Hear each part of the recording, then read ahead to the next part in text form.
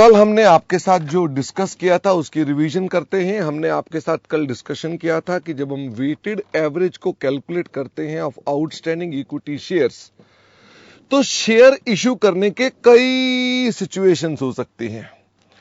तो जैसे शेयर कैसे कैसे इशू हो सकते हैं, जैसे हमारे पास फ्रेश इशू हो सकता है। तो अगर फ्रेश इशू होता है तो इसे बोलते हैं issue of shares. Issue of shares, बताओ अगेंस्ट क्या? कंसिडरेशन, यानी आपने कैश कंसिडरेशन में शेयर्स को इशू किया। तो मुझे बताओ इसमें फिर आप क्या करते थे? क्योंकि सिंस रिसोर्सेज मिलते हैं,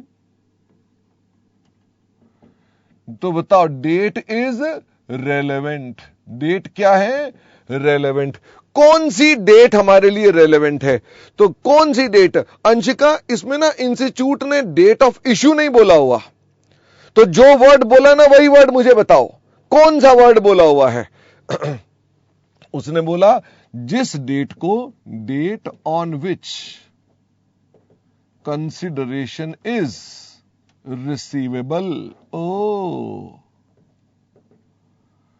तो मैं वही शब्दों का प्रयोग करूंगा। अच्छा, मुझे ये बताओ, फिर इसके बाद हमने कुछ सवाल भी कर लिए थे अपने पास। फिर मैंने आपको इसी के अंदर एक और भी पॉइंट डाला था। पता क्या पॉइंट डाला था?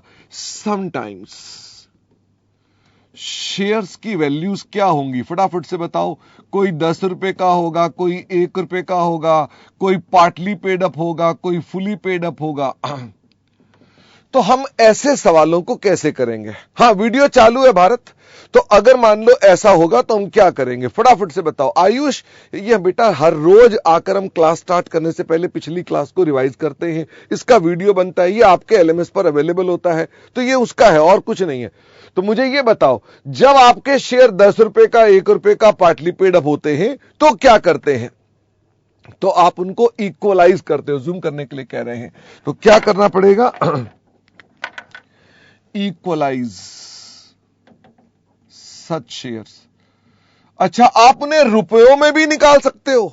भाई आप अपने पास सबको रुपयों में गुणा करके निकाल लो, बाद में 10 से डिवाइड कर दो, 10 या जो भी उसकी शेयर की पार वैल्यू है उससे डिवाइड कर दो, या आप पहले ही अपने पास डिवाइड करते चले जाओ। बात एक ही है, जैसे तुम्हें पसंद आए। मैंने आपको दोनों बताए थे, पर मैं कहना चाहता हूं equalise such shares to a common value, that is if share is of, बताओ अगर वो शेयर 10 रुपए का है, देन आप क्या करेंगे? आप बोलेंगे कि हम अपने पास नंबर ऑफ शेयर्स को मल्टीप्लाई कर देंगे, किससे? पेड अप वैल्यू से, जो हमने पेड अप किया, और डिवाइड कर देंगे ₹10 से, जो उसकी पार वैल्यू है। ओके, तो this is the par value. हम पार वैल्यू से क्या कर देंगे? उसको डिवाइड कर देंगे। तो ये मैंने ऐसे ही बताया कि अगर 10 रुपए पार होगी तो हम 10 से डिवाइड कर देंगे। हम इस तरह से अपने पास उसकी कैलकुलेशंस कर लेते हैं। इसके अंदर ये वाले सवाल भी कुछ ना कुछ होते हैं। ओके, इस पर हमने कोई क्वेश्चन किया नहीं था, हम आज इसके ऊपर भी क्वेश्चंस करेंगे। फिर मैंने आपको बताया था बोनस इशू। बोनस इशू के अंदर क्या है? These shares are issued to, ये इक्विटी वालों को इशू करते हैं कि प्रेफरेंस शेयर होल्डर्स को? These are issued to equity share holders without या विद कंसिडरेशन। बोलो ठीक या गलत? जी नहीं, विदाउट कंसिडरेशन। कंसिडरेशन नहीं मिलती है इसके अंदर। Therefore date of issue is, बताओ जी क्या है? Date of issue is not relevant. काले से ही लिखते हैं, इसलिए इसकी डेट रेलेवेंट नहीं होती है। मुझे ये बताओ, अगर लिखा हुआ है 5:2, इसका क्या मीनिंग होता है? फटाफट से बताओ, इसका क्या मीनिंग है? इधर आ जाइए साहब, थोड़ा कैमरा जल्दी ला करके। 5:2 का मतलब होता है 5/2 multiplied by number of shares. Okay, तो 5:2 को हम ऐसे लिखेंगे, कोई दिक्कत की बात तो नहीं है। इसका मीनिंग भी बता दो क्या होता है। इसका मतलब होता है 5 shares will be issued for every 2 held। भाई 2 के बदले में कितने कितने शेयर मिलेंगे? 5-5 शेयर मिलेंगे। मुझे ये बताइए, इसके अंदर हमने एक और भी बात बताई थी, फटाफट से बताओ क्या। हमने कहा if data of previous years is available और कैन बी कैलकुलेटेड। क्या भी आपने क्वेश्चन नंबर 11 में कैलकुलेट कर पा रहे थे? हां, तो आप पिछले साल का भी डेटा कैलकुलेट कर पा रहे थे। देन रीस्टेटेड या रिकैलकुलेटेड या रिकॉम्प्यूटेड या एडजस्टेड, कुछ भी नाम बोलो, basic EPS should be calculated. तो बताओ उसमें कैसे कैलकुलेट करेंगे? By considering bonus shares in previous year also. Previous year में भी आप उनको लेकर के आप कैलकुलेशन करोगे अपने पास।